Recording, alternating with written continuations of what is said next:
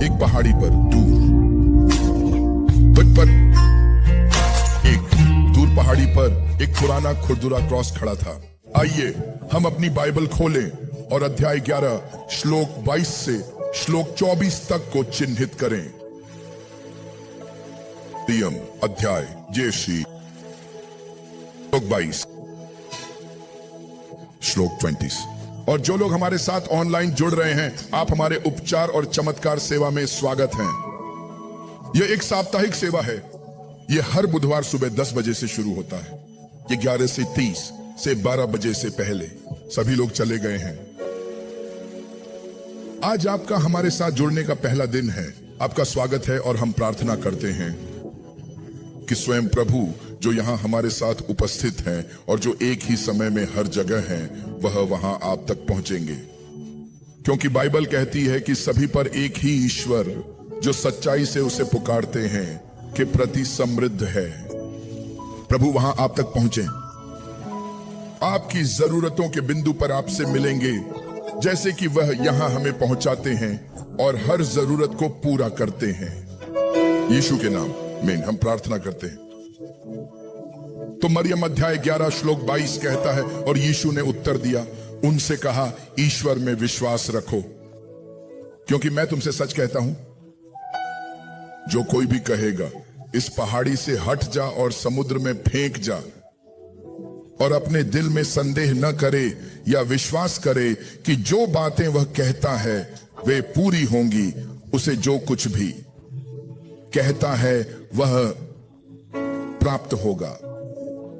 इसलिए मैं तुमसे कहता हूं कि जब तुम प्रार्थना करो तो जो कुछ चाहो, मानो कि वह तुम्हें मिल गया है और तुम उन्हें प्राप्त करोगे। इससे पहले कि हम अपनी सीट पर बैठें और जो लोग ऑनलाइन हमसे जुड़ रहे हैं, आइए हम सब कुछ साझा करें। एक प्रार्थना का शब्द, आइए प्रार्थना करें। यीशु ने यहां कहा, श्लोक 24, इसलिए मैं तुमसे कहता हूं, जो भी चीजें तुम चाहते हो, मुझे नहीं पता कि आप इस सुबह प्रभु से क्या चाहते हैं, लेकिन देखिए यीशु ने क्या कहा। उन्होंने कहा, जब तुम प्रार्थना करते हो, 2 चीजें करो। प्रार्थना करते समय विश्वास रखें कि वे आपको प्राप्त होंगे। इससे शुरू करें कि जब आप उनसे मांगते हैं तो विश्वास करें कि वह आपको देंगे और आप इसे प्राप्त करेंगे। और फिर उनसे पूछें और फिर आगे बढ़कर उनका धन्यवाद करें। क्या हम आगे बढ़कर प्रभु से बात करें? कहें, पिता, मैं इस सुबह आपसे निम्नलिखित चाहता हूं। अब मैं अपनी प्रार्थनाएं करता हूं। आगे बढ़ें और यीशु के नाम में अपनी प्रार्थनाएं करें।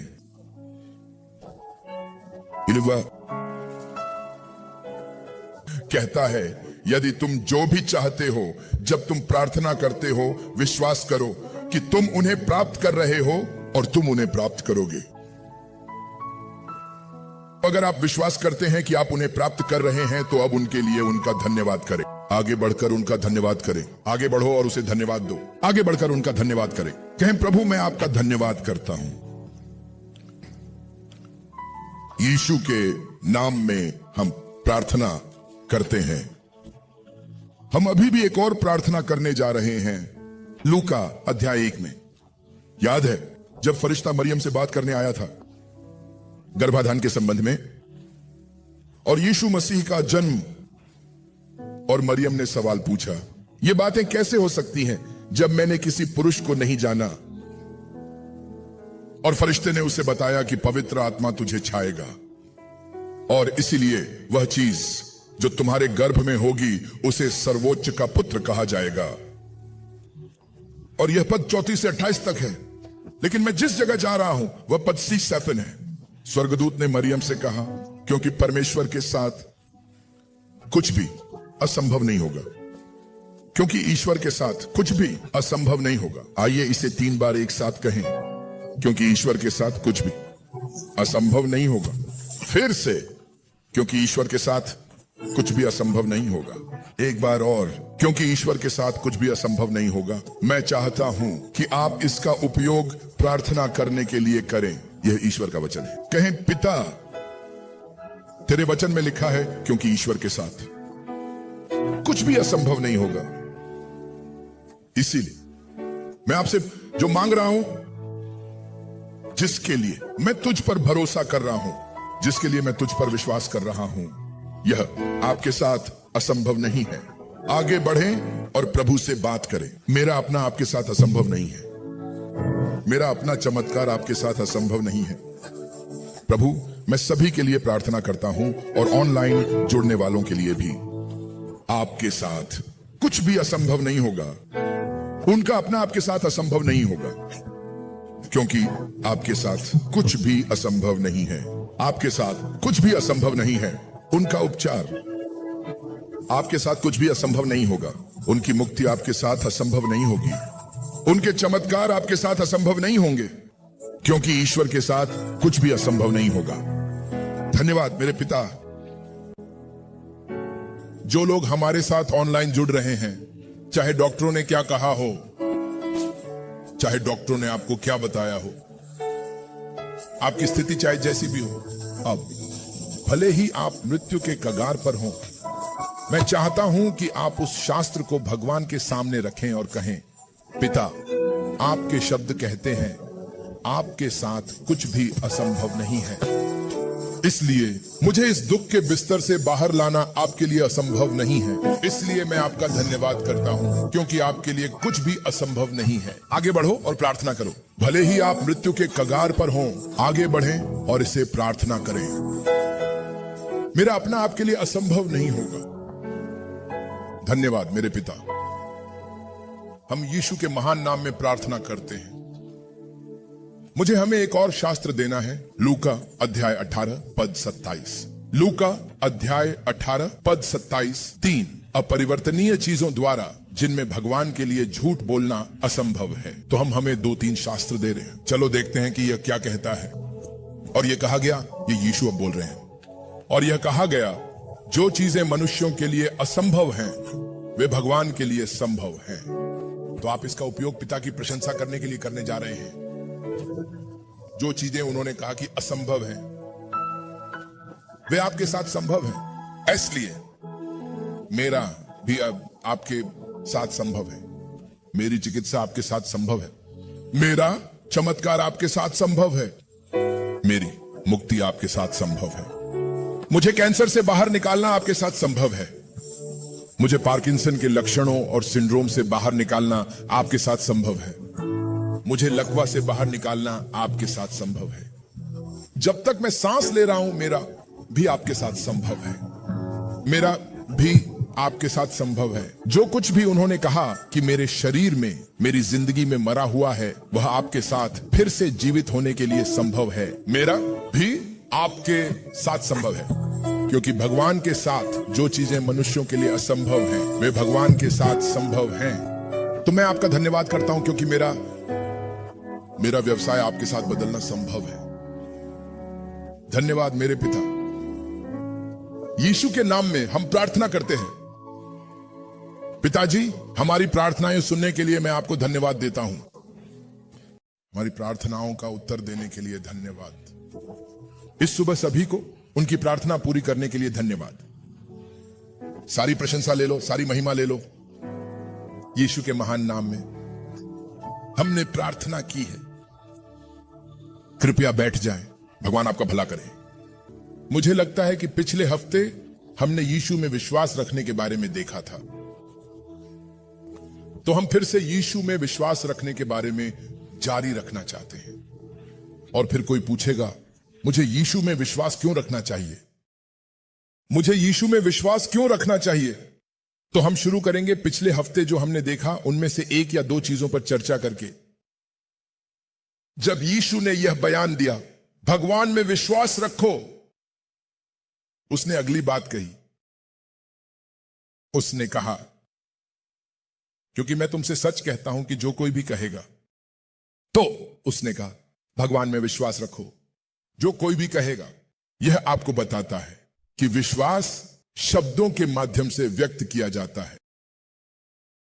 क्या तुमने वह सुना? विश्वास उन शब्दों के माध्यम से व्यक्त किया जाता है जो हम बोलते हैं। आप नहीं कह सकते कि आपका भगवान में विश्वास है।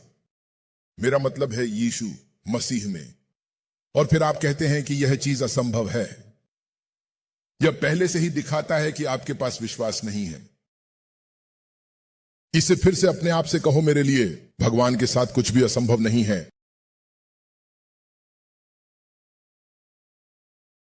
क्योंकि भगवान के साथ कुछ भी असंभव नहीं होगा। जिस के पास वह मानसिकता है, यह आपके विश्वास की यात्रा की शुरुआत है, आपका विश्वास का सफर। तो यीशु ने वहां जो पहली बात कही थी वह थी, जो कोई भी कहेगा, और फिर वह कहता है और संदेह मत करो। देखिए, जब हम बोल रहे हैं, हमें अपने दिल में क्या हो रहा है इसके प्रति जागरूक होना चाहिए। क्या आप वहां हैं? क्योंकि हमारे दिल वास्तव में विश्वास का स्थान होते हैं। इसीलिए सुलेमान, जो ज्ञान भगवान ने उसे दिया, ने हमें नीति वचन की पुस्तक में बताया कि हमें अपने दिलों की पूरी मेहनत से रक्षा करनी चाहिए, क्योंकि हमारे दिलों से ही जीवन के मुद्दे निकलते हैं। तो विश्वास और संदेह वे दिल से उत्पन्न होते हैं। तो यीशु ने कहा, वास्तव में मैं तुमसे कहता हूं, जो कोई कहे और संदेह न करे। फिर उन्होंने कुछ और जोड़ा और कहा, बल्कि विश्वास करे। तो आप देखिए, हमने पिछले हफ्ते कहा था कि विश्वास की यात्रा विश्वास करने से शुरू होती है। भगवान के शब्द पर विश्वास करो। आप जानते हैं, 2 इतिहास अध्याय 20 में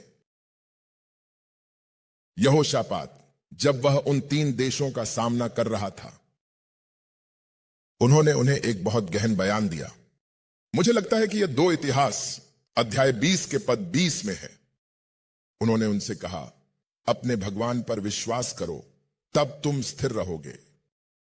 उनके नबियों पर भी विश्वास करो, तब तुम समृद्ध होगे। विश्वास करो। तो विश्वास की यात्रा विश्वास करने से शुरू होती है। आप क्या मानते हैं? क्योंकि हर चीज जो आप मानते हैं वह आपको विश्वास नहीं देती। हमने कहा, अगर आप विश्वास करते हैं, मेरा मतलब है कि राष्ट्रपति सीनेटर बोला मेटिनुबू नाइजीरिया के संघीय गणराज्य के राष्ट्रपति हैं। राष्ट्रपति डोनाल्ड ट्रंप अमेरिका के संयुक्त राज्य के राष्ट्रपति हैं। आपने सही तरीके से विश्वास किया है, लेकिन वह विश्वास आपके विश्वास में कुछ भी नहीं जोड़ता। क्या आप वहां हैं? हमने कहा कि जो विश्वास लाता है, वह भगवान के शब्द पर विश्वास करना है। रोमियो अध्याय 10 में पद 8 बाइबल कहती है, लेकिन यह क्या कहती है? यह शब्द तुम्हारे पास है, तुम्हारे मुंह में और तुम्हारे दिल में, यही विश्वास का शब्द है। तो भगवान का शब्द विश्वास का शब्द है। यह भगवान के शब्द को सुनने से है कि हम विश्वास सुन सकते हैं और विश्वास रख सकते हैं। तो रोमियो अध्याय 10 पद 17 कहता है, तो फिर विश्वास आता है भगवान के शब्द को सुनकर और सुनकर। तो विश्वास की यात्रा नंबर 1 से शुरू होती है। भगवान के द्वारा कहे गए शब्द को पढ़ना और उस पर विश्वास करना। और हमने इसे कहा है और कई बार इसे जोर देकर कहा है। यह सुनने पर विश्वास करने का एक क्लासिकल उदाहरण है। और हमारे चमत्कार को प्राप्त करने के लिए विश्वास का परिणाम उस महिला में है जिसे रक्त की समस्या वाली महिला कहा जाता है। तो हमने यह सब कहा है। तो विश्वास से शुरू होता है। आप विश्वास करते हैं। कुछ ऐसा आप इतना विश्वास करते हैं कि यह एक क्रिया का उत्पादन करता है। तब जब आपके पास विश्वास होता है, जब आप इतना विश्वास करते हैं कि यह किसी चीज का परिणाम बनता है जो आप करते हैं। हमने उस महिला के मामले में देखा, उसने यीशु के बारे में सुना, उसने जो सुना उस पर विश्वास किया और वह भीड़ में आई। यही विश्वास है। उसका विश्वास तब देखा गया जब वह अपने घर से आई और यीशु की चादर के कोने को छूने आई। यही विश्वास है। तो जब आप इतना विश्वास करते हैं कि यह एक क्रिया का उत्पादन करता है, यही विश्वास है। और फिर विश्वास से यह भरोसे की ओर ले जाता है। जब आप कई बार भगवान में अपने विश्वास को दिखा चुके होते हैं, तो आप एक ऐसे बिंदु पर पहुंच जाते हैं जहां आपको भगवान पर पूर्ण विश्वास होता है। भले ही भगवान आपको सबसे ऊंचे पहाड़ पर उठाए और हवा में लटकने दें, आप जानते हैं कि वह आपको जमीन पर गिरकर अपनी हड्डियां तोड़ने की अनुमति नहीं देंगे। आप अभी भी उस पर विश्वास कर रहे हैं। यही जोब ने कहा, भले ही उसने मुझे मार डाला, फिर भी मैं उस पर विश्वास करूंगा। क्या हम अब तक इन सब बातों को समझते हैं? तो अब हम देखना चाहते हैं, मुझे यीशु पर अपने उपचार या अपने चमत्कारों के लिए विश्वास क्यों करना चाहिए? मैं हमें कुछ कारण दूंगा और फिर हम यीशु के जीवन में कुछ उदाहरणों पर नजर डालेंगे। पहला कारण, और यह सभी के लिए स्पष्ट होना चाहिए, यह है कि यीशु मसीह स्वयं भगवान हैं। इसलिए यीशु में विश्वास रखना भगवान में विश्वास रखना है। यूहन्ना अध्याय 1 पद 1 से 3 में, और मैं इसे CEV संस्करण से पढ़ने जा रहा हूं। यह कहता है, शुरुआत में वह था जिसे शब्द कहा जाता है। मैंने पहले कभी किसी संस्करण में ऐसा नहीं देखा। यह कहता है, शुरुआत में वह था जिसे शब्द कहा जाता है। नया किंग जेम्स संस्करण कहता है, शुरुआत में शब्द था। लेकिन यह कहता है कि शुरुआत में वह था, तो कहीं एक है जिसे शब्द कहा जाता है। क्या आप वहां हैं? तो बाइबल का यह संस्करण कहता है, शुरुआत में वह था जिसे शब्द कहा जाता है। शब्द भगवान था, भगवान के साथ था और वास्तव में भगवान था। क्या आपने वह देखा? शब्द भगवान के साथ था और वास्तव में भगवान था। तो इसे फिर से लें, शुरुआत में वह था जिसे शब्द कहा जाता है। यह शब्द भगवान के साथ था और यह शब्द वास्तव में भगवान था। क्या आपने देखा? तो श्लोक 2 कहता है, बिल्कुल शुरुआत से शब्द भगवान के साथ स्था था। बिल्कुल शुरुआत से शब्द भगवान के साथ था। श्लोक 3 कहता है, और इस शब्द के साथ भगवान ने सभी चीजें बनाई। शब्द के बिना कुछ भी नहीं बनाया गया। जो कुछ भी बनाया गया, कुछ भी नहीं बनाया गया शब्द के बिना। शब्द के बिना कुछ भी नहीं बनाया गया। किंग जेम्स संस्करण, जिसके हम इतने परिचित हैं, कहता है, शुरुआत में शब्द था और शब्द भगवान के साथ था और शब्द भगवान था। वही शुरुआत में भगवान के साथ था। सभी चीजें उसके द्वारा बनाई गईं और उसके बिना कुछ भी नहीं बनाया गया जो बनाया गया। लेकिन यह CEV संस्करण कहता है, शुरुआत में वह था जिसे शब्द कहा जाता है। हालेलुया। तो पहली बात जो हम नोट करते हैं, हमें क्यों विश्वास करना चाहिए, हमें अपने उपचार और चमत्कारों के लिए यीशु में विश्वास क्यों करना चाहिए, इसका कारण यह है कि वह भगवान है। यूहन्ना अध्याय 10 श्लोक 30 में उसने कहा, पिता और मैं एक हैं, मैं और पिता एक हैं। और पहले तीमुथियुस अध्याय 3 में श्लोक 16, पहले तीमुथियुस अध्याय 3 श्लोक 16 में बाइबल कहती है, महान है रहस्य धर्मशीलता का कि भगवान मांस में प्रकट हुआ। तो जो मांस में आया, जिसने कफरनहूम और यरूशलेम की गलियों में चलकर चमत्कार, संकेत और अद्भुत कार्य किए, वह भगवान है। क्या आप वहां हैं? वह मांस में प्रकट हुआ। यूहन्ना अध्याय 1 श्लोक 14 कहता है, और शब्द मांस बना, और शब्द मांस बना और हमारे बीच रहा और हमारे बीच निवास किया, और हमने उसकी महिमा को देखा, पिता के इकलौते पुत्र की महिमा जो विश्वास और सत्य से भरी हुई है। तो यीशु भगवान है। मुझे यीशु में विश्वास क्यों करना चाहिए? पहला कारण, और यह तो स्पष्ट है कि यीशु भगवान है। दूसरा कारण कि मुझे यीशु में विश्वास करना चाहिए, क्या यीशु ने सभी चीजें बनाई हैं? क्या आपने यह यूहन्ना अध्याय 1 में पद 1 से 3 में देखा? इस सामान्य अंग्रेजी संस्करण में यह कहा गया है, और इस शब्द के साथ भगवान ने सभी चीजें बनाई, कुछ भी शब्द के बिना नहीं बनाया गया। तो अगर आप कुलुस्सियों अध्याय 1 में आते हैं, कुलुस्सियों अध्याय 1 पद 15 और पद 16 सीवी संस्करण में कहा गया है, मसीह बिल्कुल भगवान की तरह हैं, जो नहीं देखे जा सकते। वह पहले जन्मे पुत्र हैं, सभी सृष्टि से श्रेष्ठ। पद 16 कहता है, सब कुछ उसके द्वारा बनाया गया था।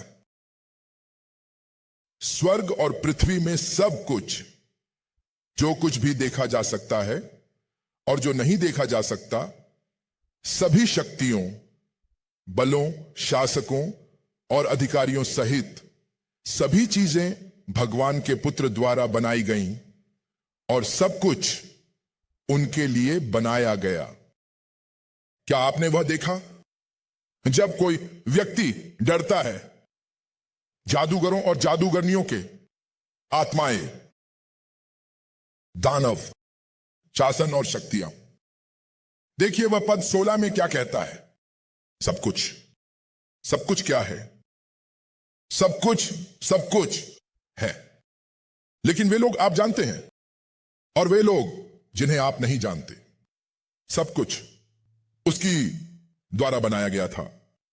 स्वर्ग में सब कुछ, और पृथ्वी पर जो कुछ भी देखा जा सकता है और जो नहीं देखा जा सकता। इसमें क्या आप देख रहे हैं? यह कहता है सभी शक्तियों और बलों और सभी शासकों और अधिकारियों सहित सभी चीजें भगवान के पुत्र द्वारा बनाई गई, और सब कुछ उनके लिए बनाया गया। अब यही कारण है कि भगवान के बच्चे को डरने की कोई जरूरत नहीं है। क्या आप वहां हैं? तो जब जादूगर और जादूगरनियां कर रहे हैं, रात में शोर मचा रहे हैं, और आप जागते हैं और उन्हें देखते हैं, ओह या तुम हो, ठीक है, फिर से सो जाओ। क्या आप वहां हैं? क्योंकि यदि तुम उसमें हो तो वे तुम्हें छू नहीं सकते। जो लोग ऑनलाइन देख रहे हैं, अगर आप मसीह में हैं तो वे आपको छू नहीं सकते। मैंने आपको बताया, मैंने उन लोगों से कहा जो डोमिनियन टावर्स में रविवार को थे, कि भले ही डॉक्टर ने कहा कि कैंसर है, उन्होंने आपको देखा। उन्होंने उन सभी स्कैन का उपयोग किया और उन्होंने कैंसर देखा। आप यीशु के पास लौटते हैं, आप कहते हैं, यीशु मैं तुम में हूं, मैं मसीह में हूं, क्या कैंसर आपसे होकर मुझे पहुंच सकता है? और वह कहता है नहीं। तो आप जानते हैं कि उस डॉक्टर और उस स्कैन ने इस चीज को सही तरीके से नहीं देखा। उन्होंने एक गलत चीज देखी। आप उस डॉक्टर के पास लौटते हैं, डॉक्टर मैंने उस व्यक्ति से परामर्श किया है जिसमें मैं रह रहा हूं, मैं उसके अंदर हूं। बाइबल कहती है क्योंकि उसी में मैं जीवित हूं, चलता हूं और अपना अस्तित्व रखता हूं। मैंने उससे पूछा, क्या उस कैंसर के लिए जो आपने कहा कि आपने देखा, उसे मुझ तक पहुंचने के लिए उससे गुजरना संभव है? और उसने कहा नहीं। तो कृपया क्या आप इसे फिर से देख सकते हैं? कहेंगे आप सुनिश्चित हैं? उसने कहा हां। वे आपको एक और तारीख के लिए शेड्यूल करेंगे, एक और तारीख के लिए आकर स्कैन करने के लिए। उस समय और तारीख के बीच आप बस स्वीकार करते हैं। शब्द यीशु, मैं तुम में जीवित हूं, चलता हूं और अपना अस्तित्व रखता हूं। कैंसर का आपसे होकर मुझ तक पहुंचना संभव नहीं है। इसलिए जो कुछ भी उन्होंने कहा, जो उन्होंने देखा, मैं उसे विघटित करने का आदेश देता हूं। उन्होंने इसे ठीक से नहीं देखा। यह खड़ा नहीं हो सकता। आप जानते हैं, मुझे लगता है कि यह यशायाह अध्याय 7 पद 7 में है। उसने कहा, उसने क्या कहा? यह खड़ा नहीं होगा, न ही यह होगा। आप कहते हैं कि वह चीज जो डॉक्टरों ने कहा कि उन्होंने देखी, उन्होंने कहा कि उन्होंने देखा, यह खड़ा नहीं होगा, यह नहीं होगा, यह खड़ा नहीं होगा। देखो, सुनो, ये चीजें हैं जो उन्होंने देखी, वे वास्तविकता नहीं है।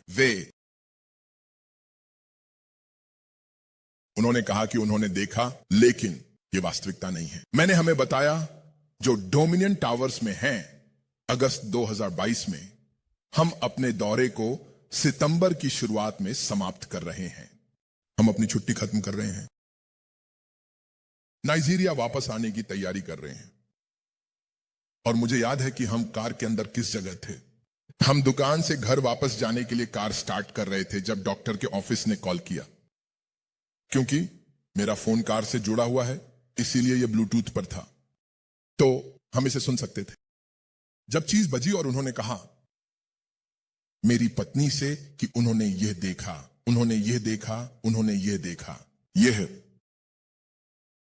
प्रारंभिक प्रतिक्रिया, यह मुझे चौंका दिया, यह मुझे चौंका दिया। मैंने अपनी पत्नी की ओर देखा। मैंने कहा, भगवान, मैं इस महिला को खोने के लिए तैयार नहीं हूं।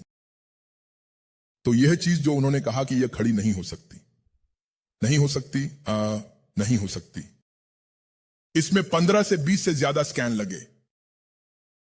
2 साल बाद 2024 में जब उन्होंने कहा फिर से आओ, फिर से आओ, उन्होंने फिर से स्कैन किया, फिर से आओ, वे देखा। और सोचिए क्या हुआ। जिस आखिरी डॉक्टर को हमने देखा, जब उन्होंने हमें उनका नाम बताया, वह डॉक्टर थी जिन्होंने 2015 में मेरी पत्नी का ऑपरेशन किया था। और वह डॉक्टर एक कैंसर विशेषज्ञ हैं, 25। उसके बाद वह बिस्तर पर लेट गई और उसने उन सभी चीजों का सामना किया जो उसने झेली। तो मैंने अपनी पत्नी से कहा, मैं तुम्हारे साथ चल रहा हूं उसे देखने। मैं यह सुनना चाहता हूं कि उसने क्या कहा। क्या वह तुम्हें याद करेगी? उसे याद था। और उसने मेरी पत्नी से कहा, मैं आत्मविश्वास से कह सकती हूं तुम्हें कैंसर नहीं है। वह कौन है जो बोलता है? और वह तब घटित होता है जब प्रभु, क्या उसने इसे आदेश नहीं दिया? जब आप जानते हैं कि आप उसमें कौन हैं, वे कह सकते हैं, लेकिन इसे आपको हिला नहीं देना चाहिए। वे देख सकते हैं, लेकिन वह नहीं। उन्होंने कहा, वे निश्चित रूप से इकट्ठा होंगे, लेकिन मेरे द्वारा नहीं। जो कोई भी आपके खिलाफ इकट्ठा होगा, वह आपके कारण गिर जाएगा। अगर आप जानते हैं कि आप कौन हैं, उसमें, मैंने कहा उसमें, उसमें वह सभी प्रधानता और शक्ति का सिर है। उसने सभी चीजों को बनाया और उसने उन्हें अपने लिए बनाया। क्या आप वहां हैं? एक और कारण क्यों मुझे उस पर विश्वास है, क्योंकि उसमें सभी ज्ञान निवास करता है। क्या आप ज्ञान के लिए भगवान पर भरोसा कर रहे हैं? यीशु को देखो, कुलुस्सियों अध्याय 2 पद 3। कुलुस्सियों अध्याय 2 पद 3। उसके पास सभी ज्ञान है, जिसमें मैं सभी ज्ञान और बुद्धि के खजाने को समझता हूं। एक और कारण क्यों मुझे यीशु पर विश्वास है, क्योंकि भगवान की सारी पूर्णता एक शारीरिक रूप में उसमें है। जब आप यीशु को देखते हैं तो आप भगवान की पूर्णता को देख रहे हैं। क्या आप वहां हैं? आप भगवान की संपूर्णता को देख रहे हैं। यीशु के अंदर वह सब कुछ है जो भगवान है। आपने वह नहीं सुना, मैंने कहा यीशु के अंदर वह सब कुछ है जो भगवान है। कुलुस्सियों अध्याय 2 पद 9। क्योंकि भगवान को यह पसंद आया कि उसमें भगवान की सारी पूर्णता निवास करे। कैसे? शारीरिक रूप में। कुलुस्सियों अध्याय 2 पद 9। अब आइए अब देखें कि यीशु ने क्या किया। यह हमें उस पर विश्वास करने के लिए मजबूर करेगा। याद रखें, पुनः उद्धारित ईसाई भगवान के चर्च में हमारा आदर्श हिब्रू अध्याय 13 में पाया जाता है। श्लोक 8 ये क्या कहता है?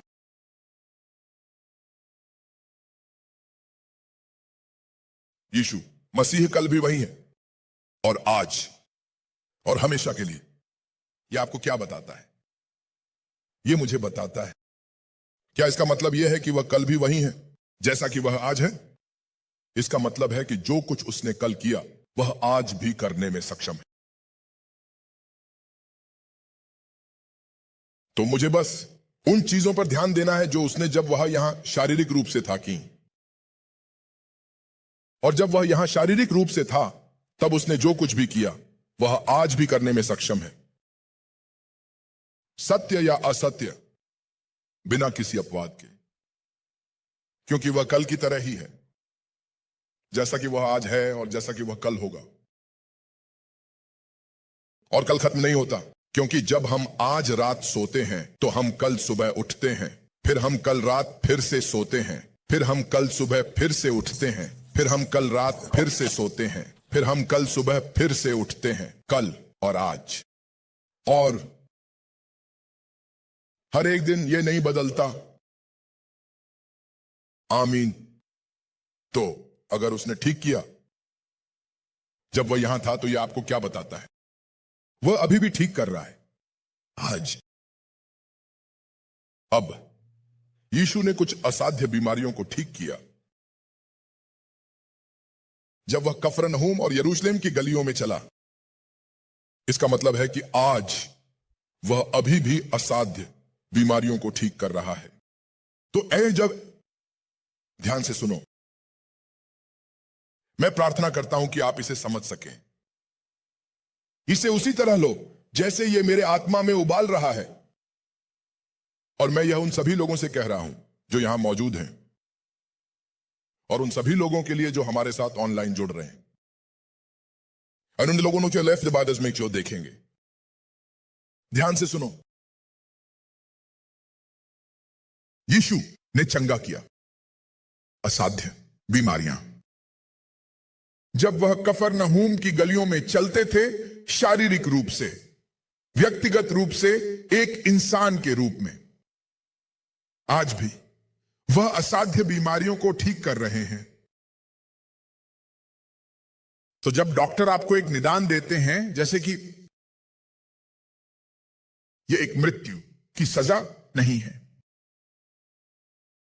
क्या आप मेरे साथ हैं? उस निदान के साथ आप क्या करते हैं? यह आपकी मृत्यु की सजा बन सकता है।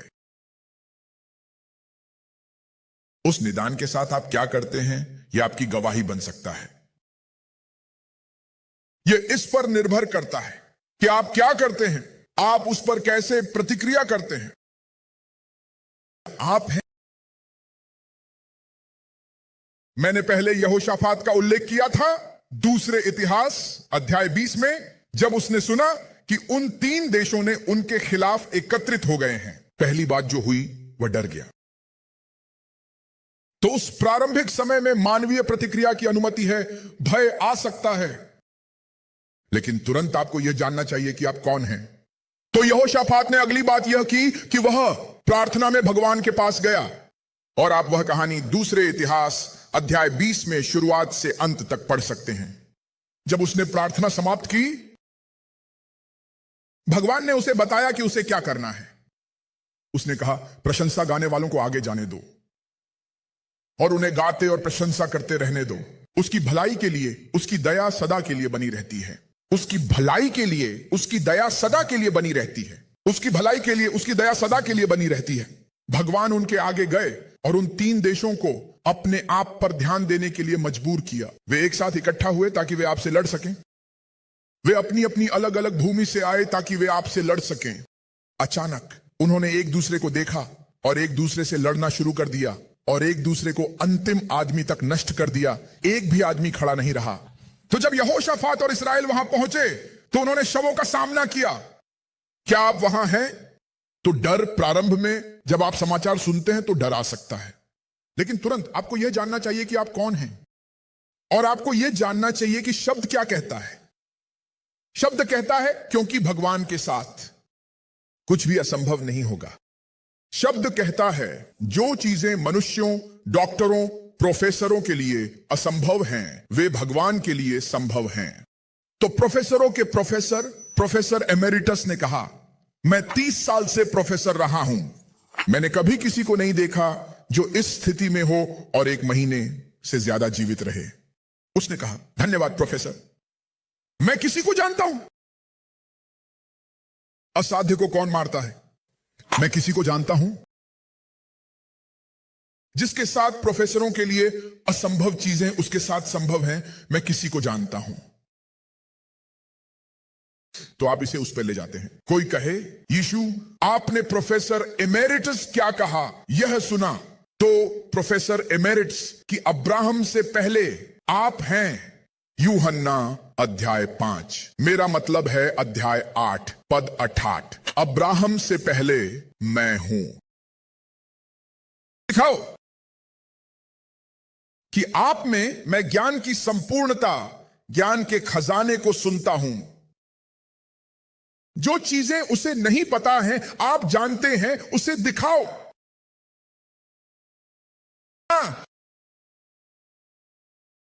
और भगवान आपको मुक्त करेंगे। आपका आमीन यह नहीं दिखाता।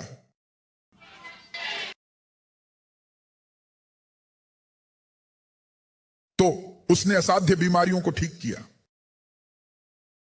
अब चलो हम उपचार में और गहराई में चलते हैं ताकि आप आत्मविश्वास रख सकें। ध्यान से सुनो, ध्यान से सुनो। एक चीज है जिसे वे मृग तृष्णा कहते हैं। हम कितनों को मृग तृष्णा पता है? आप यात्रा कर रहे होते हैं एक लंबी दूरी और सूरज बहुत, आप जानते हैं, चमकीला, और आगे का रास्ता सीधा है। अचानक आप देखते हैं कि सामने एक पानी का तालाब जैसा कुछ है, और जब आप उस जगह की ओर बढ़ते हैं जहां आपको लगता है कि वहां एक पानी का तालाब, ऐसा लगता है, नहीं, यह गायब नहीं होता, ऐसा लगता है जैसे चीज अभी भी सामने है, यह अभी भी सामने है, यह अभी भी सामने है, यह अभी भी सामने है। तो अगर आप अपनी आंखों का उपयोग करके यह मापते हैं कि उस विशेष पानी के तालाब के पास एक पेड़ है, तो वहां एक पेड़ है, और फिर आप ड्राइव करके वहां पहुंचते हैं जहां वह पेड़ था या है जो आपने पहले मापा था, उससे आप देखेंगे कि आप पेड़ तक पहुंच जाते हैं, लेकिन पानी का तालाब अभी भी दूर लगता है। मैंने यह सब कहा है ताकि मैं यह कह सकूं। बस ध्यान से सोचें। यशायाह 33 में, वैसे ईश्वर बहुत दयालु है। हमने यशायाह अध्याय 33 पर कुछ प्रसारणों की श्रृंखला की। यशायाह अध्याय पर्यंत जो यशायाह ने यीशु मसीह के क्रूस के बारे में देखा, और भगवान ने कहा मुझे इसे एक किताब में बदलना चाहिए। किताब तैयार है, तो यह किताब इस महीने और अगले महीने के बीच आधिकारिक रूप से रिलीज की जाएगी। किताब छप गई है, किताब तैयार है, तो हम अब किताब को रिलीज करने की योजना बना रहे हैं, और इसे ऐसा बनाएं ताकि सभी तक पहुंच सके, प्रभु के नाम की प्रशंसा करें। तो यशायाह अध्याय 3 में क्या आप हमें पद 4 और पद 5 दे सकते हैं? यशायाह 33 पद 1 पद 5 मैं हमें कुछ दिखाना चाहता हूं, ताकि जो मैं चाहता हूं कि आप याद रखें यह है कि अगर आप भगवान के पुनर्जन्म में बच्चे हैं और वे आपके अंदर कुछ भी देखते हैं, जान लें कि जो उन्होंने देखा वह एक मृग तृष्णा है। क्या आपने सुना जो मैंने कहा? मैं ऐसा क्यों कहता हूं, और मैं यह आत्मविश्वास के साथ कह रहा हूं? शास्त्र को देखो, यह शास्त्र यीशु के जन्म से 750 साल पहले लिखा गया था। क्या आप वहां हैं? और देखो उसने क्या कहा। आओ हम साथ में पढ़ें। मैं चला, निश्चित रूप से उसने हमारे दुखों को उठाया और हमारी पीड़ाओं को ही अपने ऊपर लिया, फिर भी हमने उसे तिरस्कृत किया, भगवान द्वारा मारा गया और दुखी समझा। श्लोक 5, लेकिन उसे हमारी गलतियों के लिए घायल किया गया, उसे हमारी बुराइयों के लिए चोटें आई, हमारी शांति की सजा उस पर थी और उसकी चोटों से हम ठीक हो गए हैं। यशायाह ने यह 750 साल पहले लिखा था, जब यीशु आए क्रूस पर। यशायाह द्वारा कहे गए ये बातें पूरी हुई। तो पतरस ने 1 पतरस अध्याय 2 पद 24 में लिखा। 1 पतरस अध्याय 2 श्लोक 24। हमें 1 पतरस अध्याय 2 पद 24 दो, ताकि आप समझ सकें। जो भी डॉक्टर देखे, इसे एक मृग तृष्णा कहो, और डॉक्टर को बताओ, मेरा मतलब है उस चीज को बताओ। ये शास्त्र, आओ हम साथ में पढ़ते हैं। मैं जानना चाहता हूं, जो स्वयं अपने शरीर में पेड़ पर हमारे पापों को उठाना, कि हम पापों के लिए मृत हैं, धर्म के लिए जीना चाहिए, जिसकी लकीरों से तुम्हारी चिकित्सा कब हुई? देखो देखो, नहीं नहीं, इसे देखो। ये कहता है जिसकी लकीरों से तुम ठीक होने वाले हो। क्या तुम ठीक होने वाले हो? या तुम ठीक हो सकते हो? या तुम ठीक हो सकते हो? वह कहता है तुम पहले से ही ठीक हो चुके थे, उनसे पहले कि उन्होंने उस चीज को देखा। तुम ठीक हो चुके थे। मैंने कहा वह नहीं देखा था, तुम पहले से ही ठीक हो चुके थे। जब उन्होंने उस चीज को देखा उससे पहले तुम ठीक हो चुके थे। जब उन्होंने उस चीज को देखा उससे पहले तुम ठीक हो चुके थे। तो अगर उन्होंने कुछ देखा, यह एक मृग तृष्णा है, तो तुम उस चीज को बता दो। सुनो, यहां तक कि मैं पैदा होने से पहले यीशु ने इसे उठाया था। यहां तक कि मेरे माता पिता के एक साथ आने से पहले यीशु ने उस चीज को उठाया था, और उसकी चोटों से मैं ठीक हो चुका हूं। अगर तुम यह मान सकते हो कि यीशु ने तुम्हारा पाप ले लिया, तो तुम क्यों नहीं मान सकते कि उसने वह चीज भी तुमसे ले ली? क्या तुम वहां हो? उसने इसे अपने शरीर पर, पेड़ पर लिया, ताकि तुम मर चुके हो, यह कहने के लिए कि उसके घावों से तुम धर्म के लिए जीवित रह सको। तुम ठीक हो चुके हो। मैंने कहा तुम ठीक हो चुके हो, तुम ठीक हो चुके हो, तुम ठीक हो चुके हो, तुम ठीक हो चुके हो। और जैसे तुम इसे स्वीकार करते हो, मुझे भी इसे स्वीकार करना चाहिए। उनका निदान लो, क्योंकि यह एक तथ्य था कि उन्होंने जो कुछ मेरी पत्नी के शरीर में देखा वह देखा। 22 अगस्त, एक तथ्य था, उन्होंने जो देखा वही देखा, उन्होंने उसे बताया। लेकिन सच यह है कि उसकी चोटों से वह ठीक हो गई। तो जब तुम तथ्य को सच्चाई के सामने, तथ्य स्वयं को सत्य के अनुरूप ढाल लेगा। फैक्ट खुद को सच्चाई के साथ सहमत करने के लिए फिर से व्यवस्थित कर लेगा, क्योंकि सच्चाई नहीं बदल सकती। चाहे यह नाइजीरिया में हो, कनाडा में, रूस में, जमैका में या एशिया में, सच्चाई स्थिर है। लेकिन तथ्य बदल सकते हैं। लेकिन सच्चाई कभी नहीं बदलती, क्योंकि सच्चाई एक व्यक्ति है, वह मर गया है, वह यीशु है, वह वही है, वह आज भी है, और आज और हमेशा वह जीवित है। जब वे जो कुछ देखेंगे उसे डरो मत, वे देख सकते हैं, लेकिन यह तुम पर नहीं रह सकता। तो तुम सत्य की ओर जाओ। यीशु, तुम सत्य हो। देखो उन्होंने क्या कहा कि उन्होंने देखा। क्या यह सच है? तेरे शब्द कहते हैं तेरी चोटों से मैं ठीक हो गया हूं। अगर मैं ठीक हो गया हूं तो यह चीज कहां से आ रही है? उन्हें बताओ कि यह एक मृग तृष्णा है। यह एक मृग तृष्णा है। मृग तृष्णा गायब हो जाएगी। सत्य गायब नहीं होता। उसकी चोटों से हम ठीक हो गए हैं। उसकी चोटों से हम ठीक हो गए हैं। उसकी चोटों से हम ठीक हो गए हैं। उसकी चोटों से हम ठीक हो गए हैं। यीशु, तेरी चोटों से हम ठीक हो गए हैं। उसकी चोटों से हम पूरी तरह से ठीक हो गए हैं। यीशु, तेरी चोटों से हम पूरी तरह से ठीक हो गए हैं। उसकी चोटों से हम ठीक हो गए हैं। हमारी आत्मा और शरीर दोनों को चंगा किया है। हमारी आत्मा और मन को शांति मिली है। हमारी आत्मा और शरीर को नई ऊर्जा मिली है। हमारी आत्मा को नई दिशा मिली है। हमारे जीवन में नई आशा का संचार हुआ है। हम वास्तव में ठीक हो गए हैं। हाँ प्रभु, तेरी चोटों से हम वास्तव में ठीक हो गए हैं। भारत, तेरी चोटों से हम ठीक चोटों से हम ठीक हो गए। अब मैं चाहता हूं, मुझे नहीं पता कि उन्होंने तुम्हें क्या बताया है। चाहे आप यहां ऑनलाइन हैं, जो भी उन्होंने तुम्हें बताया है, डरो मत। मैं चाहता हूं कि तुम उस गाने को अब व्यक्तिगत बनाओ और मैं का उपयोग करो। तेरी चोटों से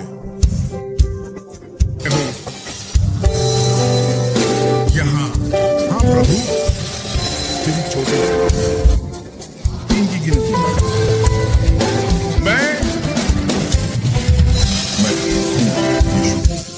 मैं तुम हूं। हाँ प्रभु, तेरी चोटों से मैं अब पूरी तरह से ठीक हो गया हूं। सचमुच, बिल्कुल अब पूरी तरह से ठीक हो गया हूं। प्रिय यीशु, हमारे उद्धारकर्ता, मैं यहाँ हूँ। हाँ प्रिय प्रभु, सुनो मुझे।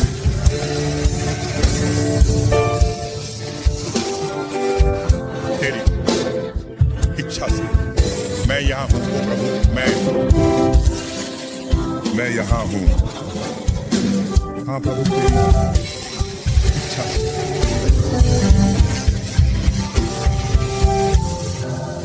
मैं चाहता हूं कि तुम अपनी प्रार्थना बनाओ और उसे स्वीकार करो। मुझे नहीं पता कि उन्होंने क्या बताया है। उस चीज को लाओ जो उन्होंने कहा है, उसे दुनिया के सामने लाओ। कहो, यीशु, डॉक्टर ने यह कहा, लेकिन तेरी चोटों से मैं ठीक हो गया हूं। आगे बढ़ो और इसे स्वीकार करो। ये डॉक्टर की रिपोर्ट है, लेकिन मैं 1 पत्रस 2 पद 24 में जो तुमने कहा, उसके लिए धन्यवाद। मुझे विश्वास है कि तेरी चोटों से मैं ठीक हो गया हूं। मैं आपका धन्यवाद करता हूं। मैं तुम्हारा धन्यवाद करता हूं। तेरी चोटों से मैं ठीक हो गया हूं। मैं तुम्हारा धन्यवाद करता हूं। आपकी चोटों से मैं ठीक हुआ हूं। मैं आपका धन्यवाद करता हूं। आपकी चोटों से मैं ठीक हुआ हूं। धन्यवाद यीशु। आपकी चोटों के लिए धन्यवाद जिन्होंने मुझे ठीक किया। आपकी चोटों के लिए धन्यवाद जिन्होंने मुझे उपचार दिया। आपकी चोटों के लिए धन्यवाद जिन्होंने मुझे उपचार दिया। आपकी चोटों के लिए धन्यवाद। आपकी चोटों के लिए धन्यवाद। आपकी चोटों से मैं ठीक हुआ हूं। कोई कहेगा, ठीक है पादरी, आपने कहा कि यह एक उपचार और चमत्कार सेवा है। जिस चमत्कार की मुझे जरूरत है, उसका उपचार से कोई लेना देना नहीं है। इसका मेरे व्यवसाय से संबंध है। क्या यीशु व्यवसायों का ध्यान रखते हैं? हाँ सर, वह करता है। लूका अध्याय 5 में श्लोक 1 से श्लोक 9 तक मैं यह कहना चाहता हूं और हम समाप्त करेंगे। अगर आप अभी जुड़ रहे हैं तो आपको अपने व्यवसाय में एक चमत्कार की जरूरत है। पीटर एक विशेषज्ञ मछुआरा था। पीटर ने सारी रात मछली पकड़ी। उसने कुछ भी नहीं पकड़ा। क्या आप वहां हैं? लेकिन जब यीशु उसकी नाव में कदम रखा तो कहानी बदल गई। मैं प्रार्थना करता हूं कि यीशु आपकी नाव में कदम रखें, आपके व्यवसाय की नाव में, और वह आपके व्यवसाय की किस्मत बदल देगा। तो उसने पीटर से कहा, नाव को आगे बढ़ाओ, गहरे पानी में जाओ और अपने जाल डालो मछली पकड़ने के लिए। पीटर ने यीशु से कहा, मास्टर, हमने सारी रात मेहनत की और कुछ नहीं पकड़ा, फिर भी तेरे शब्द पर उसने अपना जाल डाल दिया और उसने पकड़ी, और तुरंत उसी पानी के शरीर में, न कि किसी और जगह पर, उसी जगह पर जहां उसने कहा था कि उसने सारी रात मछली पकड़ी और कुछ नहीं मिला। परंतु वचन के कारण मैं प्रार्थना करता हूं कि आज आप उससे एक वचन सुनेंगे जो आपके व्यवसाय की किस्मत को यीशु के नाम में बदल देगा। मैं प्रार्थना करता हूं कि आप उससे एक ऐसा शब्द प्राप्त करें जो उस व्यवसाय को बदल दे। जहां आप मेहनत कर रहे हैं, वहां से आप एक ऐसा पकड़ पाएंगे जिसे आप संभाल नहीं पाएंगे।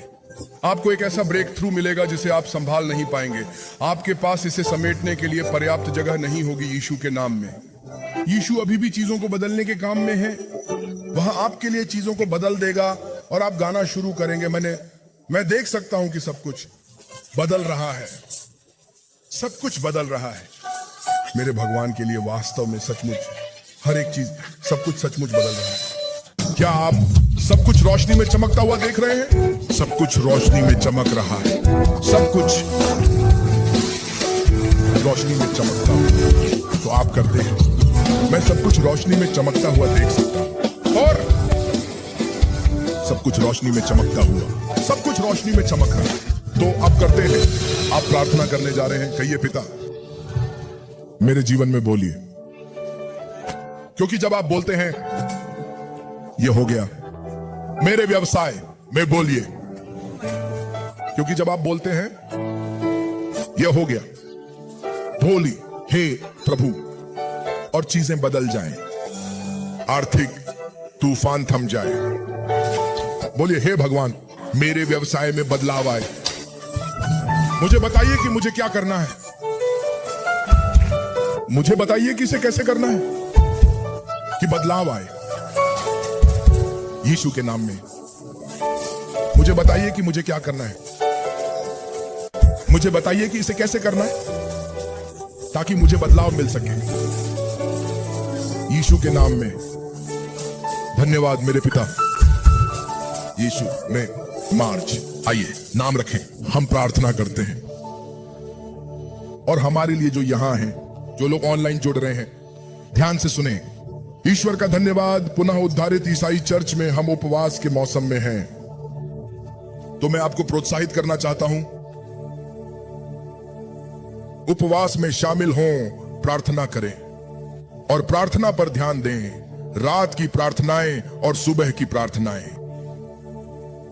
तो भगवान का वचन कहता है यशायाह अध्याय 30 पद 29 से पद 31 में, कोई फर्क नहीं पड़ता कि आपका व्यवसाय किस दौर से गुजर रहा है।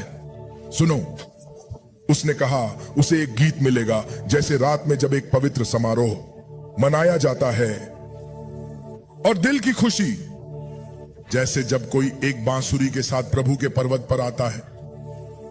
इस्राएल के शक्तिशाली के लिए जब आप ऐसा करते हैं और आप रात में एक गीत के साथ प्रभु की पूजा करते हैं, तो सुनिए वह पद 30 में क्या कहता है। और मैं प्रार्थना करता हूं कि पद 30 और पद 31 आपके हों यीशु के नाम में। वह कहता है और प्रभु अपनी महिमामयी आवाज को सुनने के लिए प्रकट करेगा और वह अपने हाथ की रोशनी को प्रकट करेगा। जब प्रभु का हाथ प्रकट होता है, प्रभु का हाथ शक्तिशाली है, वह आपके दुश्मनों से आपके लिए लड़ता है। आपने वह नहीं सुना। और वह अपने हाथ की रोशनी को प्रकट करेगा अपने क्रोध की नाराजगी के साथ और एक भस्म करने वाली आग की लपट के साथ, बिखराव और तूफान और औलों के साथ। श्लोक 31, क्योंकि प्रभु की आवाज से अश्शूर को पराजित किया जाएगा, जिसने लाठी से मारा। भगवान की आवाज के माध्यम से आपको विजय मिलेगी। जब आप रात के बीच में, सुबह की शुरुआती घंटों में भगवान की पूजा एक गीत के साथ करते हैं, तो भगवान अपनी आवाज को सुनने का कारण बनाएंगे। आप भगवान की आवाज सुनेंगे और भगवान की आवाज के माध्यम से आप अपने सभी दुश्मनों को पराजित करेंगे। जो लोग आपके ब्रेक थ्रू, आपके वित्त और आपके व्यवसाय के खिलाफ हैं, आप उन्हें भगवान की आवाज से पराजित करेंगे। क्योंकि जब आप उसकी आवाज सुनेंगे, वह आपको बुद्धि देगा, वह आपको विचार देगा, वह आपको कुछ देगा जिसका आप उपयोग करेंगे, और यह सभी दुश्मनों को पूरी तरह से बेकार कर देगा। तो यह यीशु के नाम में होगा, क्योंकि इस साल जो भी लोग भगवान के घर में लगाए गए हैं, आप फलेंगे। इस साल आप फलेंगे, इस साल आप फलेंगे। और जैसे जैसे आप फलेंगे, आप बह जाएंगे। आप फलेंगे, आप बह जाएंगे। आप फलेंगे, आप बह जाएंगे यीशु के नाम में। तो ऐसा ही होगा यीशु के नाम में। एक दूर पहाड़ी पर एक पुराना खुरदुरा क्रॉस खड़ा था।